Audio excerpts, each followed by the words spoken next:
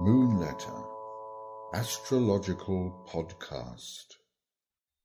New Moon in Aquarius. Solar Eclipse, 17th of February 2026. The new moon in Aquarius marks the Chinese New Year, also known as the Lunar New Year, because as well as being celebrated in China and by Chinese communities worldwide, it's also celebrated all over East Asia, in Korea, Vietnam, Thailand and Indonesia. This time it marks the end of the year of the wood snake and the beginning of the year of the fire horse. As you can imagine from the name, the year of the fire horse promises to be fast-moving, risk-taking, high-spirited and impulsive. In other words, a bit wild.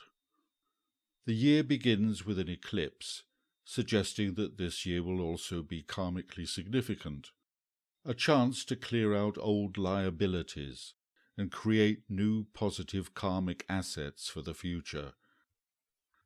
Accompanying the Sun and Moon in Aquarius, the sign whose key word is make it new, are Mars and Pluto, both disconnected from the rest of the chart.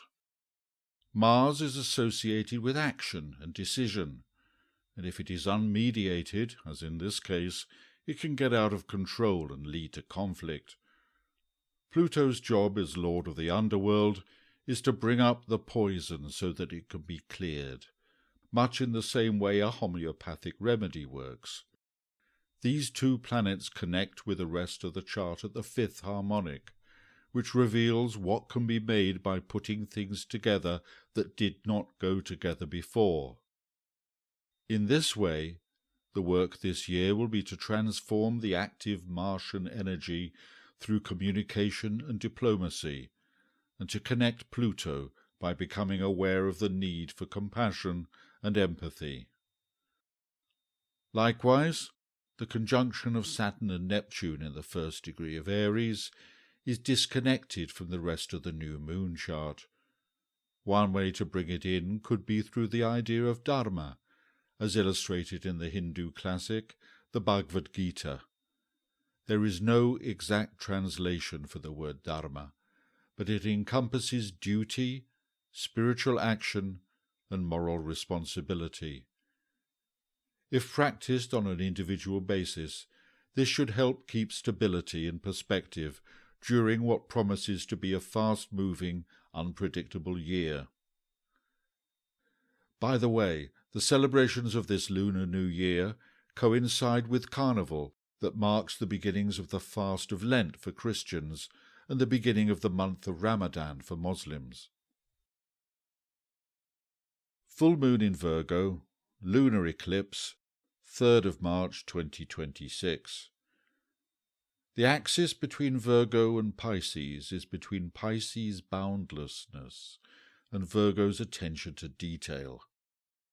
Pisces is represented by two fish, one swimming upstream towards the source and the other swimming downstream towards the ocean.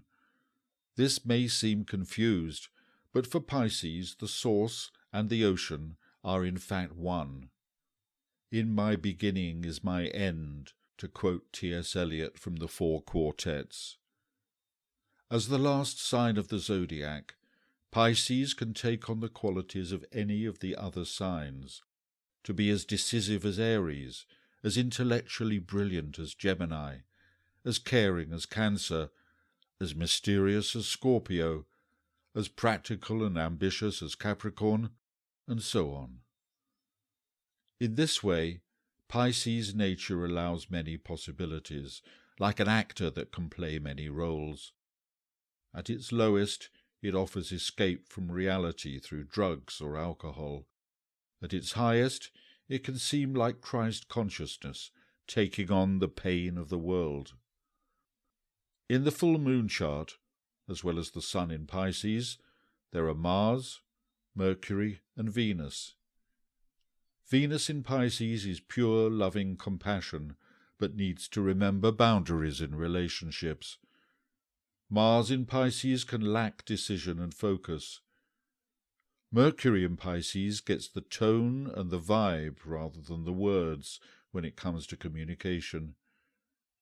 Mercury will, however, appear to be running retrograde from the 26th of February to the 11th of March, which suggests that any intuitive perceptions will need a reality check. Also, in a close conjunction to Mercury at the time of the full moon, is the centaur Nessus, the con artist, the scammer. In general, the advice is to be extra vigilant when it comes to scams and to avoid any situation that could possibly lead to sexual abuse. And that's where the moon in Virgo comes in. Virgo's nature is discriminating, and when the moon is in that sign, discrimination and discernment are the default setting. Virgo needs to check that any deal is clean and straight, and that there are no twists or grey areas. Bear in mind that this is also a lunar eclipse, where Earth's shadow falls on the moon, turning it a dramatic dark red. Unlike solar eclipses, which are only visible in a small defined area, a lunar eclipse can be seen from anywhere the moon is in the sky.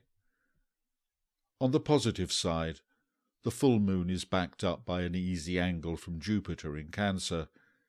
Cancer is the sign of family, but not necessarily blood family. Jupiter's influence at this time is to look after each other like family. Then, after Mercury turns direct on the 11th of March, we're in a period when all the planets will be running direct. This offers a window of opportunity that will last until the 5th of May, when Pluto turns retrograde in Aquarius.